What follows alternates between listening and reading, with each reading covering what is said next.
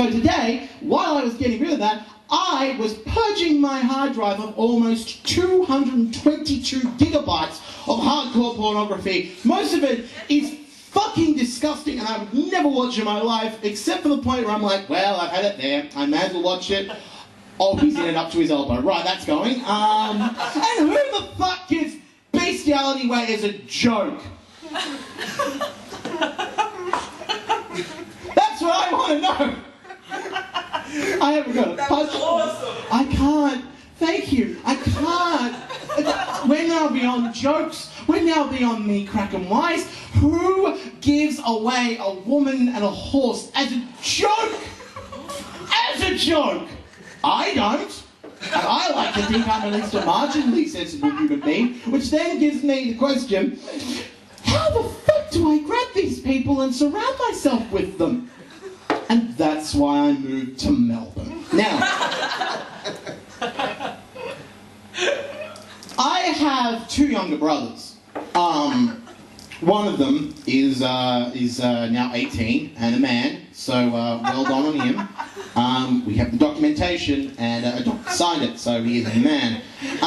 The other one is Benjamin. The younger one is Justin, and Benjamin and I have a very, very sketchy relationship at the best of times because Benjamin is, and I have to use this phrasing here, fucking insane.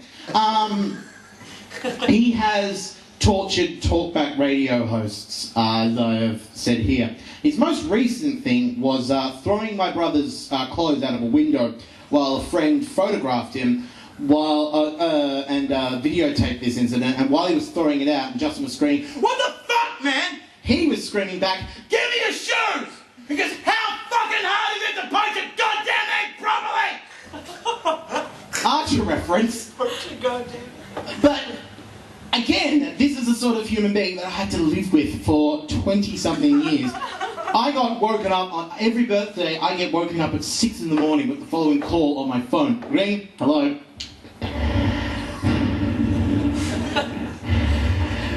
Ben? Did you know I'm not wearing any underpants? No. Not. It's good, Ben. Where am I? You're calling from the house phone. How do you know that? I've got the number saved on my phone. Ben, what are you doing? You know, there are days I wake up and I think, I'm going to start cooking stir fry again. And then I realise, I can't do that. I can't do that at all. Right, Ben, firstly, thanks for calling. It's 5 in the morning. I am supposed to be getting up to do, well, nothing. I don't have a job. Thanks for reminding me, you fucking asshole.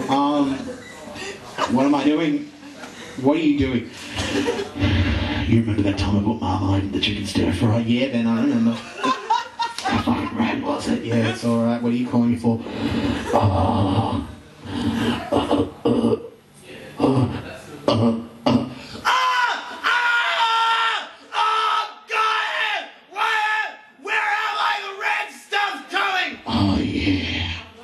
Happy birthday, buddy. Click.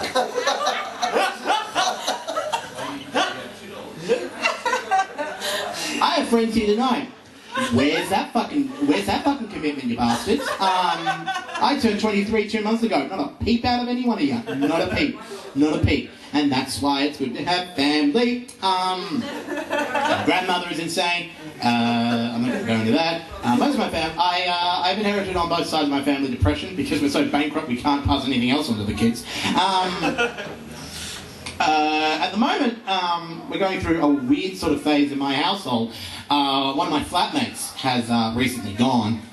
He is going overseas to pursue the love of his life, and fucking good on him. You know, that's a positive thing. He's growing up. He's a man now. He's not an idiot man-child like myself. But because he bought the modem for our internet, I had to assume responsibility of the internet. And we organised everything with the company, and they sent it, and I set it up, and oh, how good. And then I went to get food. Now, as I said, or have implied at the very least, very thinly I might add, showbiz? Yeah, you know it. I'm being filmed for posterity's sake, I should probably mention. I I am unemployed and I am between jobs, looking for work, and suffice to say, I am begging quite openly to the government to give me money to eat. Now, I live in a household with another gent. We need the internet to survive. We need the internet to do business.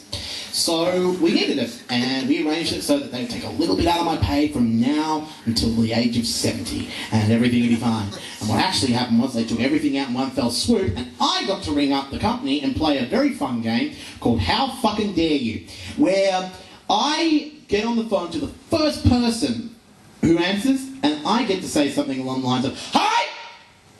Yeah! What the fuck?" And just do that over and over again with every new person. With the cycle being, yeah, you passed me on to someone else. Yeah.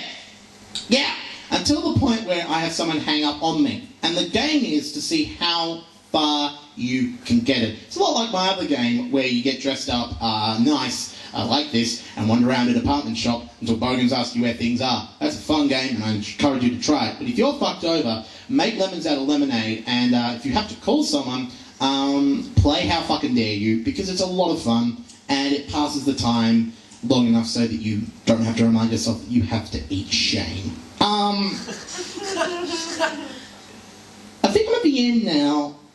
I want to go, to be perfectly honest, I really want to go home and play with my new computer some more. I don't know why I'm here. I don't know why I'm doing this for you. I have a new computer at home waiting for me. Like if it could call me, it would be calling me right now, going, "What are you doing? What are you doing? Get back here. Play with me." Oh God, that sounded terrible. But I have commitment, and I want to be a star, and the only way I'm going to do this is if I keep persevering through with this. And also, I'm desperate for your attention, because I don't have an addiction. Also, when I get drunk, last time I got really drunk, Friday, that's nothing to do with me being alone. I got home the next day, still drunk, continued to drink till midday, and my housemate came home and I was shouting at a pillow, like it was like an agent who was representing me, like he walked in, like he filmed it, and he's walking in, and I'm screaming, "Why are you fucking me, man? What are you doing?" And he's going, "Simon, it's not real." And all I remember of this incident was me looking at, and this proves how well I'm going in life. I have a sequin silver vest that comes down to the waist and then goes down to the thigh, but from the waist to the thigh it's shredded and tasseled and looks wonderful, and I put that on for a couple of hours, started dancing around the house to high energy techno music, and then realised that that's counterproductive, so and I started shouting at a pillow, and it put me in the frame of mind whereupon my mother could give me the following advice, and I want you to take this all the way because I'm going to finish off now.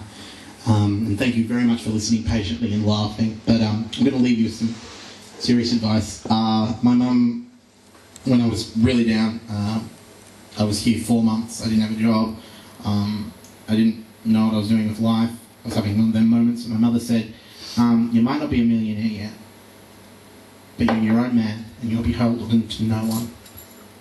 On the flip side, you aren't a millionaire yet, you don't have the right to sit around doing this. When are you going to get a job? Because your father and I are worried about you.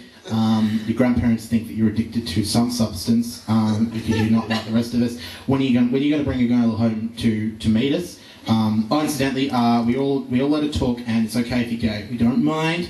We just want you to bring someone home to meet us. Like, why aren't you, like, we haven't seen you in a couple of weeks now. We're worried about you because you're not, you don't seem to be able to do things well. So we really are quite worried about you, and look, if you are worried about the whole gay thing, it doesn't matter, and your dad would really like it if you would at least bring home a nice well-off Catholic kid, but it doesn't matter what gender, like, we don't see this as a big problem, although your brother did say, who gives a fuck if he's bi, it just means more people who are going to say no to him. And I am sending you a recipe for kimchi